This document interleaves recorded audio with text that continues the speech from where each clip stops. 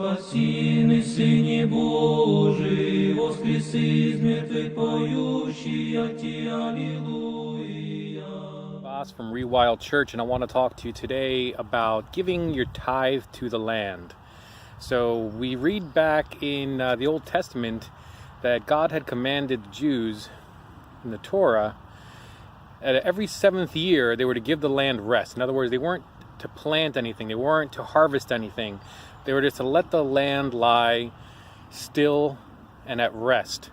In fact, the word used for that particular type of Sabbath meant a release. It was like you were releasing the land back to nature for a year so that the soil could rejuvenate itself, so that plants could strengthen themselves, perennial plants, and so that animals could feed.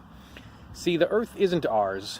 God has given us the earth as a stewardship, not as an ownership. We don't own the land.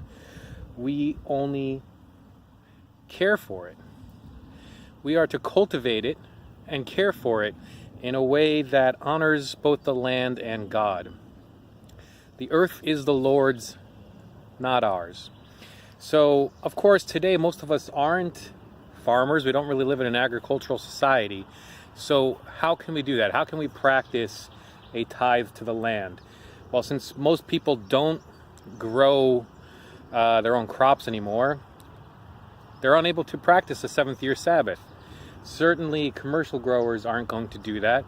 In fact, honestly, I really don't know anyone who practices a seventh year Sabbath. I'm sure there are some people who still do, but for the most part, farming is very commercial these days, and the land is just taken from year after year after year after year, and it's never given a proper rest.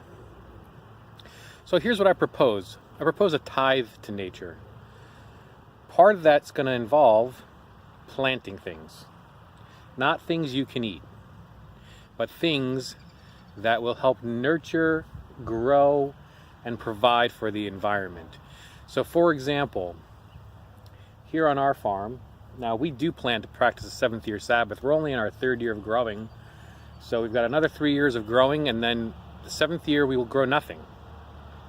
And we'll harvest nothing, but everything will be for the use of the wild animals around here, for the insects, for the butterflies, for the birds.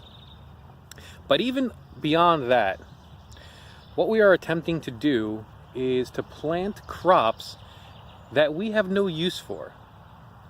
Things that we will not ever harvest, never eat, never use as medicine, but that are strictly for the environment, for the ecology of this place.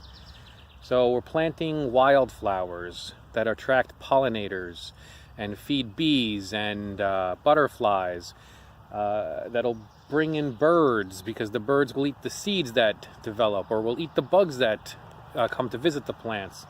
I'm planting clovers for the deer to eat. And various other plants. There's some perennial plants that we're trying to reintroduce to this area, things that used to be native to our area but no longer are. Now, technically, we could use these things for food or medicine, but because they're endangered in our environment here in the Northeast, we're going to plant them and just let them grow. We're not going to harvest them, at least not anytime soon. Perhaps in 10, 15 years, if they've grown to abundance, then we may consider it. But it's important, as caretakers and stewards of God's creation, of this beautiful earth that He has given us, that we do whatever we can to provide an atmosphere where the local ecology can thrive. We don't want to eradicate every plant that we don't like. Even things like poison ivy should be given a corner in your property to grow. These are very important plants.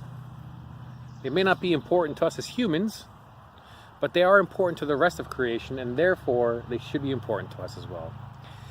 So there is a proper place for everything. We are not here to use, abuse, and rape the earth, but we're here to be caretakers, to cultivate it, to bring greater order and greater abundance. This is what God has called us to do. It was the first command He had given to Adam, to till the land and cultivate it. not to abuse it, not to turn it into parking lots, not to turn it into commercial farms, but rather into beautiful gardens. Gardens that would nourish not just human beings, but all creatures. So consider it this year. Consider giving a tithe back to nature. So for everything that grows on your property, plant something that is just for the animals and the insects, and for the local ecology, not for yourself. If you want to take it a step further, then of course I recommend guerrilla gardening. In other words, find out what the important native plant species are in your area, especially the ones that are endangered, and try to find places in the wild to plant those things. Things like ginseng, wild ramps, etc., milkweeds. These are important plants for our ecosystem. And take it another step, start growing your own food. Grow as much as you can, but don't grow it in a way that strips the land of its nutrients. Don't use too many inputs. Don't use pesticides. Don't use fertilizers. Find a way to do things the way nature does it. Permaculture gardening, hugelculture, things like that. Things that work with nature, not against it. Well, that's all I have for today. I just want to remind you that God has placed us in this beautiful creation to be the stewards of the land, to help bring salvation to the greater creation, to all the animals, to all the plants, to the birds and to the fish, to all the trees, to the rocks, to the minerals. Mankind is been put on this planet as a priest to bring salvation to the land. Thank you. Спаси, Сыне Божий, воскреси из мертвых поющий, Аллилуйя.